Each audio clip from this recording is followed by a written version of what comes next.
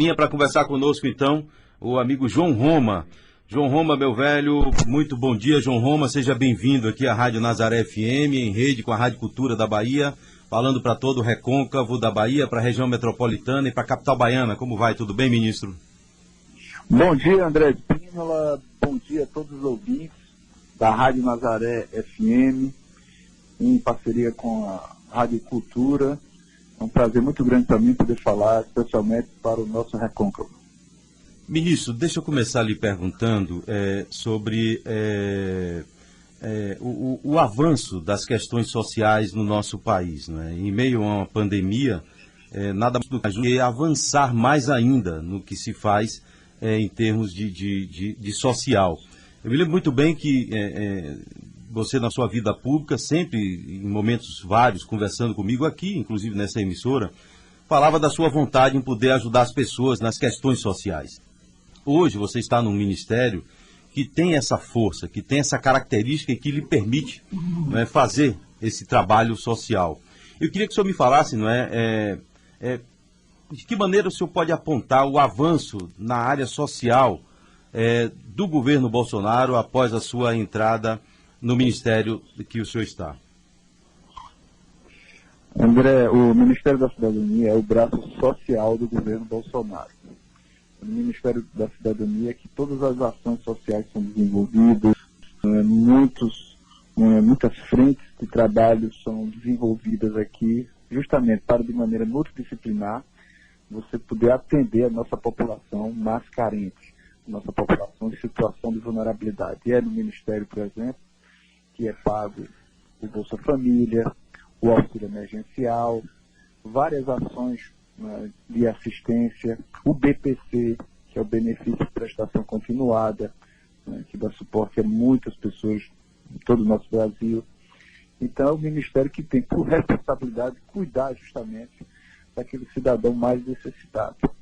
Nesse momento da pandemia, foi o Ministério da Cidadania que desenvolveu o auxílio emergencial, o auxílio que chegou para atenuar o sofrimento e dar suporte a mais de 60 milhões de brasileiros. E com esse auxílio conseguimos assistir a quase metade da população brasileira, pois além da população em situação de vulnerabilidade, receberam também as pessoas da economia informal que tiveram seus negócios afetados, muitos pais e mães de família que muitas vezes estiveram impedidos de sair de suas casas para ganhar o sustento de sua família, foram amparados com auxílio emergencial. E agora, o Ministério da Cidadania está implantando o Auxílio Brasil. O que é o Auxílio Brasil? É justamente uma reformulação dos programas sociais para que nós possamos colocar todas as ferramentas do Estado, todos os programas, em atendimento ao cidadão, para que ele veja no Estado um parceiro para que ele consiga, além de uma proteção social, suporte para poder transformar a realidade em que se encontra. Suporte com microcrédito, suporte com capacitação, para que ele consiga, ao invés de perder o benefício quando encontre uma oportunidade de trabalho, que ele tenha ainda um suporte, um encorajamento, um estímulo para que ele consiga cada vez mais melhorar de vida, alcançar uma melhor qualidade de vida para si e para a sua família. Agora, ministro, eu queria que o senhor passasse para o nosso público ouvinte qual é a diferença, então, entre o Auxílio Brasil em relação ao Bolsa Família, por exemplo. O senhor falou agora que, por exemplo, tem a junção de vários projetos. O que diferencia, então, o Auxílio Brasil ao Bolsa Família? Ele é um avanço ainda ao atual programa Bolsa Família. O Bolsa Família é um programa de proteção que dá uma teia de proteção àqueles que estão em situação de vulnerabilidade. No Auxílio Brasil, nós ligamos com os outros trabalhos, outros programas do governo. Então, está fortalecendo o Bolsa Família. Quem atualmente tem o Bolsa Família não vai perder nada, só vai ampliar os seus benefícios. Por exemplo, no Auxílio Brasil, nós temos um foco especial à questão da primeira infância, que é o período onde o cidadão precisa de mais atenção, onde ele desenvolve grande parte do cognitivo, onde ele cada vez mais pode ter a necessidade de ter nutrientes, da segurança alimentar e nutricional. Então, esse é um foco, por exemplo, que estará inserido no Auxílio Brasil. Então, portanto, né? Quem tem Bolsa Família não perde nada e passa a ter outros benefícios, né? Ampliando o foco nas políticas públicas para que a pessoa consiga, além da proteção social, ter também uma promoção social, ou seja, poder transformar a realidade de vida em que se encontra. Pelo que eu entendi, então, o Auxílio Brasil ele vai ser um programa mais robusto, né, com maiores possibilidades de emancipação. Eu lhe pergunto, como é que serão essas portas de saída do programa, então? O Auxílio Brasil vai oferecer, desde o quesito da segurança alimentar, com o fortalecimento do Alimenta Brasil, que é o quê? Um suporte para aqueles que estão na agricultura familiar, ter a garantia da compra de seus produtos, para não ficar na mão do atravessador, para poder, de fato, ter estímulo em produzir cada vez mais. E esses produtos, André, são destinados justamente para a população que está com necessidade de alimentos. Né? A população em situação de vulnerabilidade, com cadastro único, fortalecendo o Sistema Único de Assistência Social, né? E isso, né, com consumo local. Então, se tem lá um agricultor familiar produzindo e muitas vezes não tem comércio para aquele produto, ele vai poder pegar esse produto, entregar na rede do Alimenta Brasil, ser remunerado por esse produto, né, dentro da tabela da Conab, e esses produtos são destinados a alimentar justamente as pessoas que estão em situação de vulnerabilidade. Além disso, né, nós temos também capacitação, empreendedorismo, né, onde estamos, inclusive, em vinculação com entidades do Sistema S, como o Senai, Sebrae, que podem justamente capacitar essas pessoas e estimular não só que elas consigam encontrar emprego, mas também que elas possam montar seus negócios. Oferece, inclusive, a possibilidade de microcrédito para que as pessoas consigam, né, desenvolver suas atividades comerciais. Então, são atividades interligadas, né? Nós estamos integrando várias frentes para que o cidadão encontre no Estado uma parceria para que ele consiga superar e melhorar a sua vida. Bem, conversando com a gente o ministro da Cidadania, João Roma, batendo um papo com a gente, falando sobre as ações do seu ministério. Ministro, eu queria que o senhor falasse um pouco sobre a primeira infância, né? Eu sei que tem programas que são específicos para a primeira infância. Me fale um pouco sobre esses programas. A primeira infância, como eu disse, André, é o período mais importante da vida do cidadão.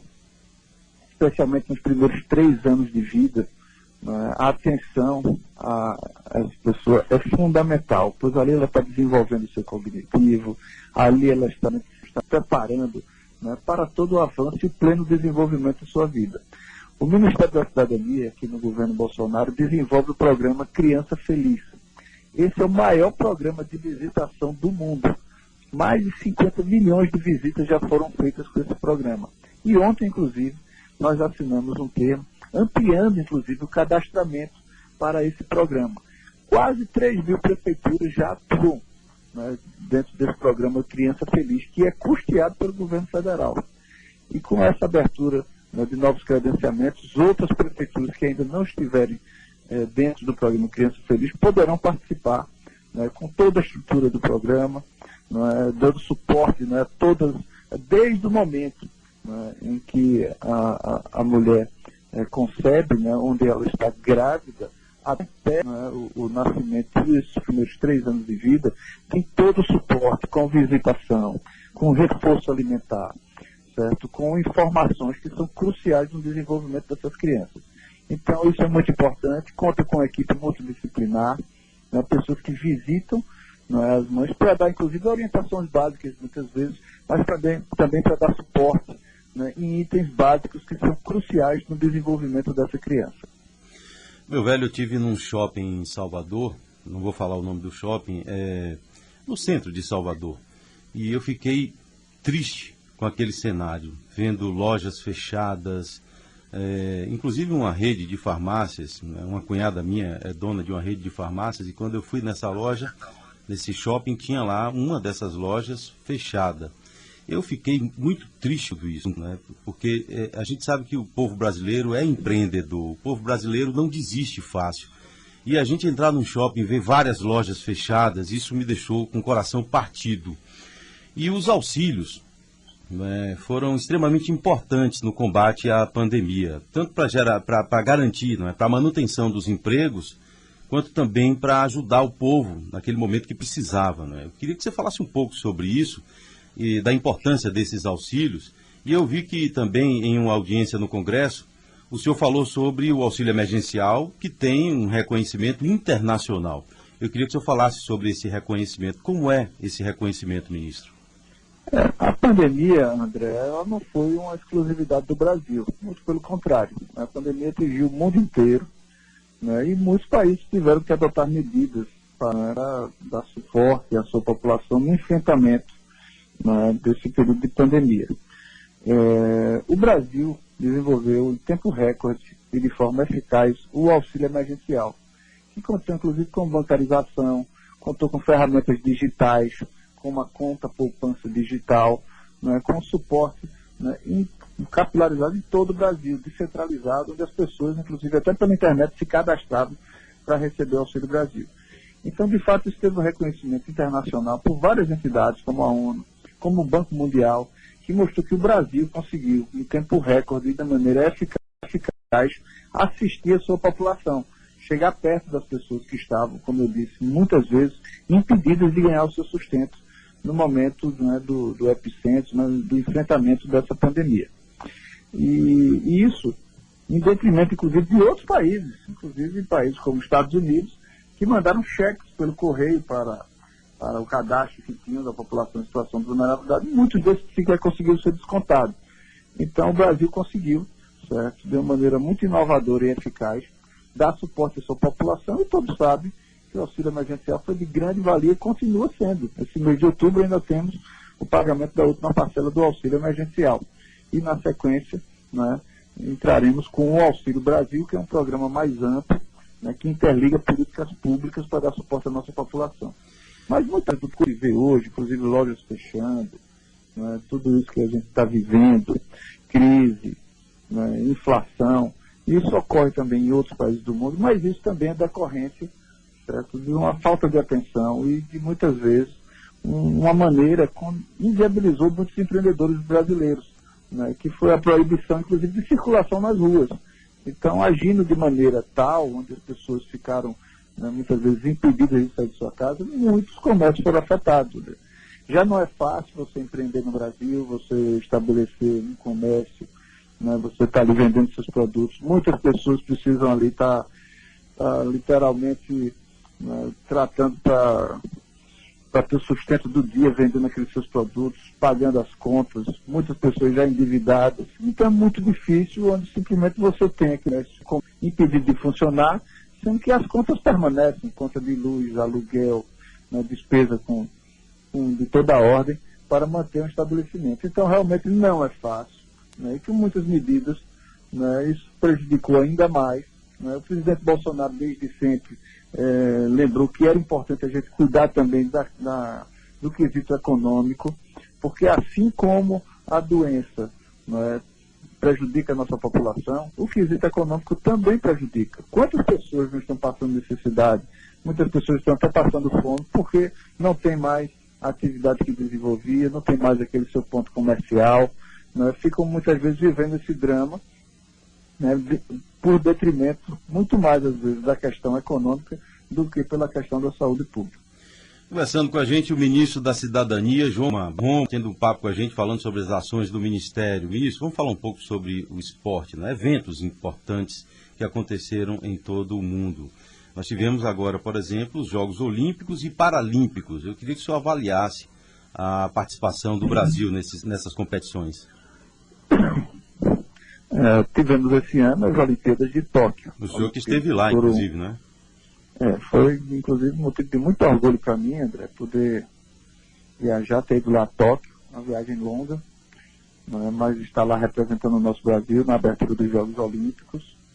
E uns Jogos Olímpicos que o Brasil se destacou muito. Foi a Olimpíada onde nós conseguimos o maior número de medalhas, tanto durante a Olimpíada quanto durante a Paralimpíada, né, onde muitos atletas brasileiros conseguiram subir no pódio, que é sempre motivo de orgulho para todos nós. Temos que o esporte é fundamental, né, para a nossa sociedade, é o esporte que muitas vezes dá um bom encaminhamento para muitas de nossas crianças, jovens, adolescentes, que muitas vezes ficam sem atividade, vulneráveis né, em muitas situações, inclusive ao crime organizado, ao tráfico de drogas. Então, é fundamental que a gente consiga cada vez mais ter uma atividade esportiva mais forte em nossa sociedade para visar, inclusive, dar encaminhamento às futuras gerações, a uma vida saudável, né, para que a gente consiga cada vez mais ter uma sociedade, né, com mais opções para que o nosso povo consiga, assim, caminhar, né, dentro de atividades virtuosas e que possam orgulhar o nosso Brasil. Ministro, eu queria falar um pouco sobre a educação. Não sabia que o seu ministério não é da educação, mas a importância de se preocupar com os nossos jovens, as nossas crianças que ficaram praticamente quase 2 anos fora das salas de aula. Aí tem um dado do IBGE que apontou que a Bahia é líder em número de pessoas na extrema pobreza. Eu interpreto que criança fora da sala de aula também é um fator que contribui e muito para que essa situação aconteça. Não só agora, mas como também nas gerações futuras. Só para você ter ideia, 4 em cada 10 baianos estão na pobreza. Eu queria que o senhor falasse um pouco sobre isso, né, e o que o senhor atribui a esse número tão alarmante. Olha, André, são muitos dados, né, que criam esse cenário muito triste para o estado da Bahia.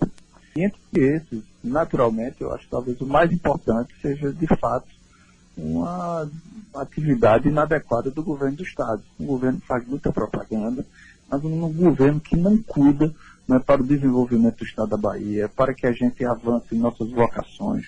Um governo que não é parceiro de quem produz, que não estimula, portanto, o surgimento de vagas de trabalho. Um governo que demora a tomar decisões que são importantes, né, para o dia a dia da população, como é a questão do retorno às aulas presenciais, que o governo, certo, ficou errático nesse caminho, sem saber justamente como fazer, e todas essas atividades terminam prejudicando em muito a nossa população. População que é quem mais sofre com decisões inadequadas, com políticas públicas que não são, muitas vezes, desenvolvidas com foco naquelas pessoas que se marginalizam. Políticas que observam apenas o viés arrecadatório do Estado. Você vê agora, por exemplo, com essa questão do preço do óleo diesel, da gasolina, do gás, o presidente Bolsonaro baixou todos os impostos, zerou o imposto de gás, inclusive. Já o governo do Estado da Bahia, certo, tem uma cobrança, né, aumentada de impostos, conseguiu, né, arrecadar muito mais, né, sem baixar nada, né, dentro de sua carga tributária. Isso tudo sufoca e prejudica a população mais carente do nosso Estado. Então, nós estamos fazendo aqui, dando todo o suporte, através do governo Bolsonaro. Nós estamos fazendo o pagamento do auxílio emergencial, que deu suporte a quase metade da população do Estado da Bahia. Esse auxílio emergencial foi decisivo. Só em um ano de auxílio emergencial, André Spínola, nós transferimos para a mão da população mais do que 10 anos de execução do projeto Família. Tudo isso é muito importante para que a gente consiga chegar na ponta, né, ajudar justamente aquele que mais precisa, e não para estruturas de poder, certo, para grupos, né, interessados, que têm vivido, né, pendurado nas tetas do Estado durante tanto tempo. Então é muito importante a gente observar um foco na vida do cidadão. Aqui no governo Bolsonaro, nós estamos trabalhando cada vez mais para transformar a vida daquele que mais precisa. Nós devemos satisfação ao cidadão mais necessitado, mas infelizmente o governo do Estado tem feito muita propaganda e deixando a Bahia nessa situação de calamidade na área de segurança pública, em último lugar no ranking do Brasil. Último lugar no ranking do Brasil, André, no quesito da educação. Isso é vergonhoso e é preciso que seja tomada providências urgentes, que a gente consiga mudar a realidade da gestão do governo do Estado da Bahia, para que a nossa população seja mais assistida e tratada com mais respeito pelo governo do Estado. Ministro da Cidadania, João Roma, conversando conosco. Ministro, o senhor tem feito duras críticas ao governador Rui Costa, ao governo do Estado da Bahia, a exemplo, né, dessa crítica agora que o senhor fez. Eu queria que o senhor falasse, então, o que o senhor faria diferente se estivesse no lugar do governador Rui Costa?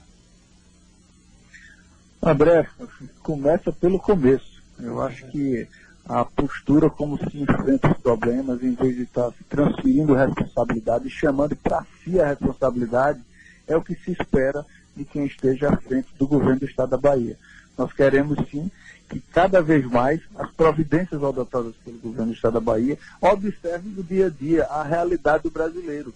Como é que se pode viver num estado onde, num ponto turístico como Tabata, na Bahia, as pessoas estão trocando tiro, assassinando pessoas, né? Então, chegou a um estágio tal, né, na desordem do Estado da Bahia, que termina que a bandidagem está mandando, André. Então, precisa ter postura, precisa ter enfrentamento, certo? Precisa agir de forma determinada, de forma assertiva, para que a gente consiga, sim, encontrar na realidade do cidadão, não no mundo que faz de conta. Muitas vezes você vê uma propaganda, né, do PT, parece que você está vivendo em outro local, quando na realidade a vida está de uma maneira muito séria, as pessoas estão sofrendo para ganhar o seu sustento, para conseguir, né, avançar com a sua família.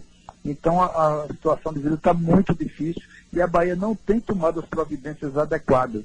Então acho que a mudança começa com a postura e as providências que você precisa tomar, melhorar a vida das pessoas. E não para estar fazendo propaganda, né, estar dizendo coisas que muitas vezes não fazem parte da verdade. Sabemos como é a estrutura hoje na área de saúde. Uma pessoa que precisa de um exame, de um atendimento médico, fica batendo cabeça de um lado para o outro, pega uma senha, corre para lá, corre para cá, numa regulação que não funciona e a população fica desassistida. Então eu acho que a gente tem que começar do começo, certo? Mudando, né, a forma como que se concebe, como se dá resposta a problemas que são reais da vida da população, para que cada vez mais as pessoas encontrem no governo do Estado um parceiro realmente no enfrentamento dessas dificuldades. E não, certo, simplesmente uma máquina de propaganda que fica enganando a população sem solucionar os seus problemas de maneira eficaz. Ministro, eu queria que o senhor falasse um pouco sobre a falta de segurança em todo o estado da Bahia. A gente tem visto policiais, né, sendo executados. Ontem, por exemplo, essa questão do paredão, 18 pessoas tomaram tiro e 6 morreram.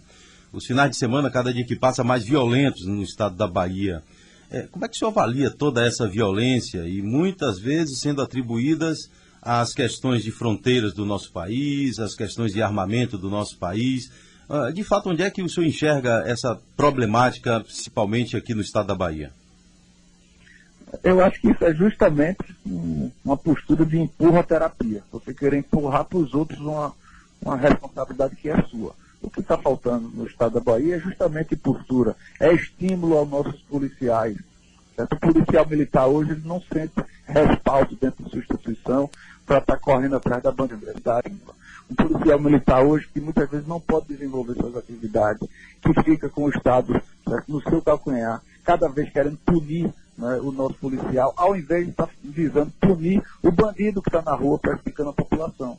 Então começa, né, justamente pelo suporte às nossas instituições, a Polícia Civil, a Polícia Militar, que não consegue ter o mínimo de estrutura para dar suporte a esses profissionais, que também são pais e mães de família, para desenvolver sua atividade. Então, querer empurrar a questão da segurança pública, dizendo que é por outros fatores, é não fazer o seu dever de casa. Cabe, né, a quem estiver dirigindo o governo do Estado da Bahia, tomar as providências adequadas, dar suporte, né, às suas instituições policiais, para que a gente consiga ofertar o mínimo de dignidade, o mínimo de condições de segurança para que a nossa população possa andar na rua. Da maneira que as coisas estão, a gente está perdendo por crime organizado. Essas pessoas não estão respeitando as instituições, porque falta justamente uma postura, certo? Algo que possa, né, mostrar que tem ordem no estado da Bahia e que a segurança tem que imperar, certo? Você tem que ter o império da lei e não essa bandalheira onde hoje se vive, certo? As pessoas praticamente se respeitando. Ninguém, né, consegue mais encontrar alguém estimulado, certo, dentro das forças policiais do estado da Bahia a desenvolver suas atividades e a proteger a nossa população. Então isso é que precisa ser encarado, né? E não ficar com subterfúgio, ficar inventando, empurrando problema para terceiros, encontrando desculpas. Precisamos é tomar providências e ofertar para a população providências adequadas dentro do seu dia a dia para que tenha o mínimo de segurança para as pessoas na Bahia. Roma, o ministro da Cidadania conversando conosco. Ministro, vamos falar um pouco sobre seu destino político, tá certo? Deixa eu fazer aqui um gancho daquilo que pode ser que aconteça lá na frente. Isso é o pensamento de André. Partido Progressista fatalmente será o partido que vai abrigar o presidente Jair Messias Bolsonaro. O senhor tem uma relação muito boa com o presidente e poderá ser uma das vias do presidente da República para apoiar uma candidatura aqui na Bahia. Eu pergunto ao senhor o seguinte: o Partido Progressista entrando na base do presidente Jair Bolsonaro, existe essa possibilidade de João Leão participar de uma possível chapa com o senhor? Exemplo, o senhor candidato a governo do Estado, Raíssa Soares sendo a vice e João Leão sendo candidato a Senado? Olha, André, muitas coisas podem acontecer na política. O importante da política é você buscar justamente os pontos convergentes, né, reunir forças, né, sobre o mesmo âmago, sobre a mesma proposta de Estado, sobre o mesmo viés de transformação que nós pretendemos, né, dar sequência do que a gente tem feito no Brasil, também fazer na Bahia. Certo? O Brasil despertou para uma realidade que precisava ter menos Brasília e mais Brasil. E é isso que o presidente Bolsonaro tem feito. O presidente Bolsonaro ele não governa, né, com a intenção de grupos poderosos, não governa para castas. Ele governa diretamente para o povo brasileiro. E o povo percebe isso no presidente. Sabe que o presidente, né, dentro das suas boas intenções com o povo brasileiro, ele trata dos assuntos diretamente para a população. E é isso que a Bahia precisa encontrar. A Bahia não pode ficar refém, né, de estruturas poderosas, que só tratam de assuntos, né, para aqueles que realmente ficam se locupletando do poder, pendurados na estrutura do Estado. Então nós queremos sim uma Bahia liberta, uma Bahia que possa, né, tratar dessas atividades diretamente para o interesse da nossa população mais carente. E o que nós buscamos justamente nisso, eu tenho falado que no momento eu tenho me dedicado ao meu trabalho como ministro da Cidadania, essa que é a maior missão que a vida pública me reservou até agora, cuidar daqueles brasileiros mais necessitados. Esse é um ano de cooperação, esse não é um ano de queda de braço, nem política, nem ideológica, nem partidária. Esse é um ano que todos precisam dar a mão para levar soluções para a nossa população.